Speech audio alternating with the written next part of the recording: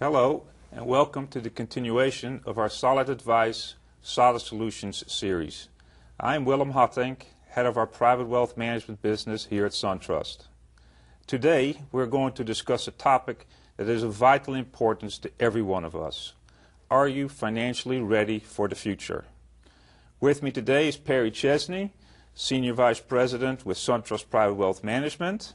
And in addition, we've invited Dr. Kathleen Gurney, founder and CEO of Financial Psychology Corporation and author of Your Money Personality, What It Is and How You Can Profit From It. Dr. Gurney is a nationally recognized expert on the psychology of money management and investing and has been featured in major international publications. I've asked both of them to join me today to talk about wealth planning and how a plan can turn into reality. We want to be sure that we're taking the right steps today to ensure that we are prepared for the years to come. Those steps are different for each of us. We have different goals and specific influences that directly impact our financial strategies. There are also other factors to consider. How we view money and our attitude towards it play a large role in our personal financial roadmap. Let's begin. Perry, thank you for joining us today. With over 25 years in the wealth advisory business, you've seen lots of opportunities to help clients get started with a plan. So in your experience, what's the biggest hurdle in getting started in creating a financial plan? Well, I think, quite frankly, Roland, that is the biggest problem. It's just the start part. Just to get people to begin the process. Because it's like starting a workout routine or starting a diet. You're overwhelmed. You're not sure you can accomplish it. You're not sure what's the right answer. You don't know really where to go. And so just starting the process is the first thing that we got to help people through. So Perry, when you talk about the process, it almost indicates to me that it is not a one and done. Yeah, absolutely. I think the financial planning process is what's so powerful, because we're not talking about an event. Life is dynamic. It's not static. And everybody has 1, 2, 3, 4 hot button issues they want to have addressed. In order to address those issues, you have to have a way to kind of integrate and synthesize all this data and information and have it come out with something cohesive that you can follow to help you accomplish your dreams and goals and aspirations. Let's say that I really want to get started, right? And I want to get meeting with an advisor and want to get the process started. Where do I begin? How should I prepare to meet with somebody like you? Well, let's take a look at a video and just get an idea. And if you had to summarize just the one thing you were looking for in this experience of trying to find a new team of people to help you and your wife and your family achieve your goals, what would that one thing be that you were looking for?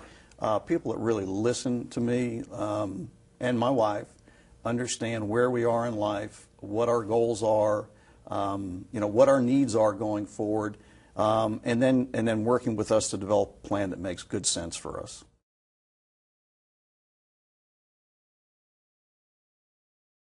What are your takeaways from this clip? First off is that everybody needs to go through the process, and you need to go through the process with somebody who can kind of help navigate all these conflicting and competing financial agendas we all have. And secondly, to be able to connect with somebody on an emotional level, to hit the triggers that are important to them by understanding what their goals, aspirations, dreams are. Yeah, it's really interesting that you bring the term emotion into it, and we're really fortunate to have Dr. Gurney with us today. And how did you get involved with the business that you're in? Well, I started to look at the psychology of money management and wealth management when I had my very first uncomfortable situation with an investment advisor.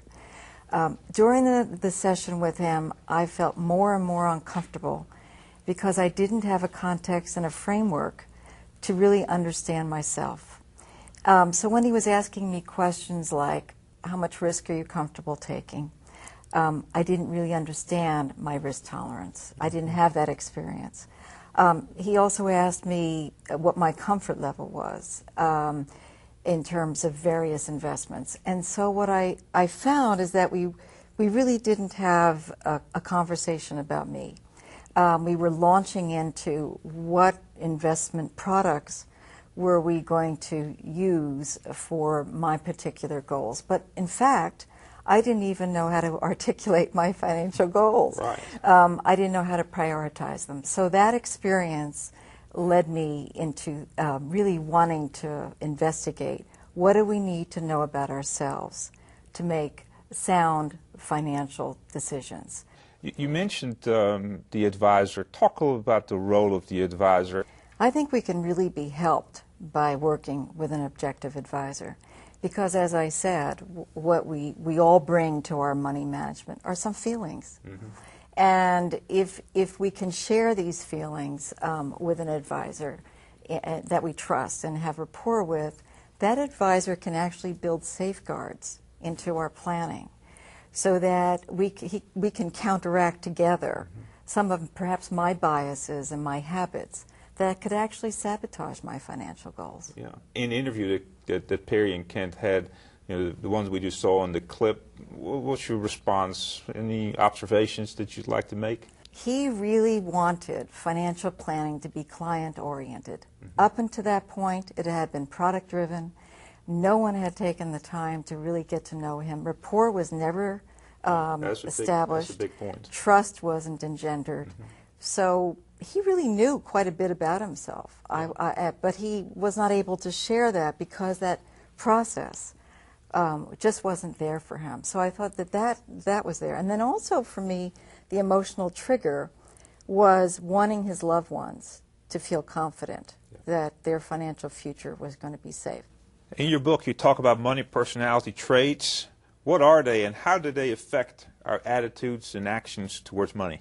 I've identified numerous and key financial traits, and then money management profiles based on how people function on these traits. And a money personality are the attitudes and feelings that we have that make an impact on how we earn, spend, save, and invest our money. One of the important traits is our desired involvement with money management. Some of us want to be highly involved and desire a great deal of control in our money management, while others of us really want to be minimally involved. So for the process and the outcomes to be most successful and satisfying, our preferences should really be built into our plan and process with our financial advisor. A second key trait is our comfort level with risk. And some of us don't want risk at all. Others want and can tolerate higher levels of risk. So they're going to want to communicate that preference in the wealth management process so that the strategy can be built on that comfort level. In your book, you also talk about money personalities. Tell us about that. 9 money personalities were discovered through my research with tens of thousands of individuals. And the work is documented in my book, Your Money Personality, what it is and how you can profit from it. So the purpose of my work is to really help people profit from their money personalities, manage their financial behavior, and give them objective information that they can use with their wealth manager in the process of planning an investment strategy so that they can actually maintain those strategies over time. One of the groups, for example, are the entrepreneurs. The entrepreneur profile earns money really well, but they don't seem to optimize their wealth accumulation as well. And as each of the 9 profiles has blind spots or potential pitfalls that can trip them up, the entrepreneurs are risk confident. They have a drive to excel, and then it makes them overly optimistic about what they can do. The achievers are steady as you go.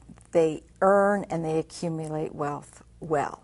For them, they have a high need to be in control of their money management. A pitfall can be their lack of comfort in trusting others to share the control and provide an independent and objective perspectives. And the last profile that we have time to discuss today are the money masters. And they're excellent wealth accumulators.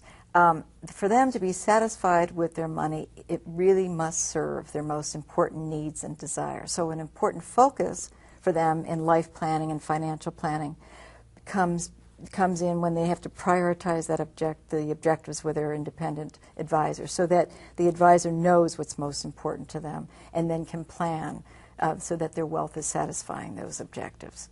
So in general, it's really extremely important to know your money personality.